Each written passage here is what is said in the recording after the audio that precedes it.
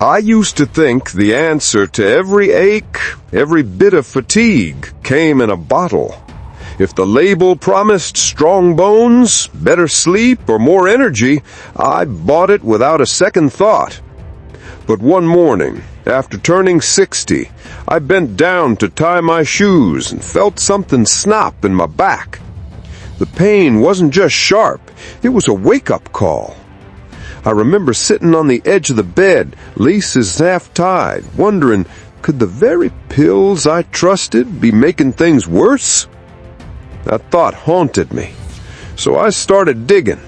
I read, I asked questions, I even started testing what would happen if I stopped taking some of them.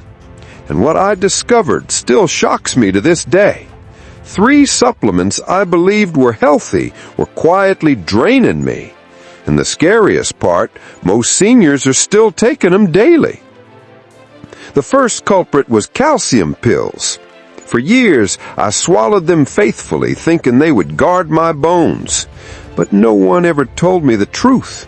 Without enough vitamin K2 and magnesium, calcium doesn't always go where it's needed.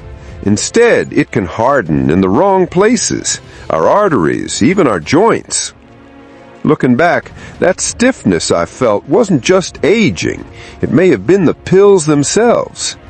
When I switched to food sources like sardines, leafy greens, and a little raw cheese, something shifted.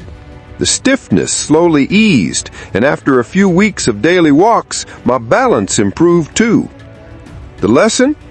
Don't flood your body with pieces when it's craving the whole puzzle. The second shocker was iron supplements. I thought more iron meant more energy. But seniors, especially men and postmenopausal women, often build up too much iron. And excess iron acts like rust. It fuels inflammation. It weighs the body down. I remember feeling heavy, like I was dragging bricks around in my chest. The day I stopped popping iron pills and started instead focusing on foods that gently support blood health, spinach, pumpkin seeds, and grass-fed beef only when needed, that fog began to lift. Not overnight, but gradually my energy returned. The lesson? Don't add what you don't need. Test, don't guess. And then there were those multivitamins, the cheap kind I thought were keeping me safe. Every morning I'd swallow one and feel proud, like I had checked the box. But those synthetic blends often use forms of nutrients the body can barely absorb. Worse, they gave me false confidence. I was relying on a pill instead of real meals. When I replaced that habit with colorful foods, berries, salmon, nuts, and herbs, I noticed little shifts. Clearer skin, deeper sleep, fewer aches. Not miracles, just my body finally getting what it was asking for. Now, maybe you're wondering the same thing I did. If these 3 can backfire, what else am I missing?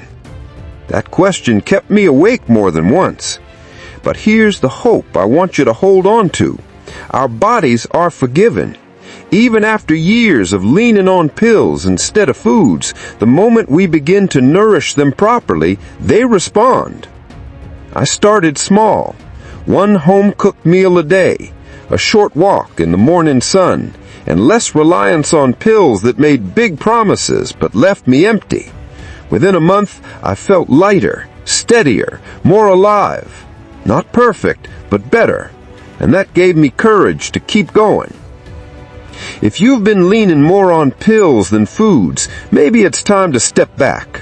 Not to give up, just to rethink the path. When I needed help, I didn't try to figure it all out alone.